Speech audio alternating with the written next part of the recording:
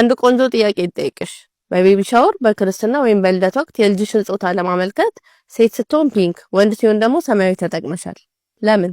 ከየት አመጣሽው? ከየት እንደተማርሽው እነግርሻለሁ። ለ30 ሰከንድ ጆሮሽን ከሰጠሽኝ ደግሞ ጥቅሙንና ጉዳቱንም እናወራለን። አየሽ፣ ከ19ኛው ምዕት ዓመት በፊት ልጆች በተለምዶ የሚለብሱት ነጭ ነው። ምክንያቱ ደግሞ ነጭ ሲቆሽሽ ያሳያል። ቢታጠብ በትክክል መታጠቡን ይናገራል። በተደጋጋሚ ቢታጠብ ደግሞ ፌድ ያደርጋል። ከሁሉም በላይ ደግሞ ህፃናት ወንጀልና ክፋት ስለሌለባቸው ያንን ንጽህና ለመግለጽ ነጭ ይለብሱ ነበር። ከዛ ከ19ኛው ምዕት ዓመት በኋላ ልብስን የማቅለም ክህሎት ተስፋፋ። ለማመን ቢከብድም እየተለመደ የመጣው ግን ፒንክ ለወንድ፣ ሰማያዊ ደግሞ ለሴት ነበር። ዋና ምክንያቱ ደግሞ ፒንክ እንደ ቀይ ስለሚታይ ስትሮንግ፣ ሰማያዊን ደግሞ እንደ ዴሊኬሲ የማየት ነገር ስለነበር ነው። ከዛ በ20ኛው ምዕት ዓመት ብዙ ነገር ተቀየረ። የህፃናትን ልብስ በብዛት ማምረት ተቻለ። የተለያዩ ቀለማትን ለገበያ ማቅረብ ተጀመረ። ይህን ሁሉ ነገር ለተጠቃሚ ለማስለመድ ሲባል ሳይኮሎጂካሊ የወንድ ከለርና የሴት ከለር የተባለ መታወቅ ጀመረ። በዚያን ጊዜ የተደረጉ ሰማያዊ ለወንድ ፒንክ ደግሞ ለሴት የሚሉ ማስታወቂያዎችን ይዘን ይኸው ዛሬም ድረስ ተፈጥሮ እስኪመስል ድረስ እየተከተልነው ነው። ፒንክና ሰማያዊ በተፈጥሮ ጾታን አይወክልም። ከብዙ ዓመት በፊት የተሰራ የማርኬቲንግ ጨዋታ እንጂ ምንም አያገናኘው። አየሽ፣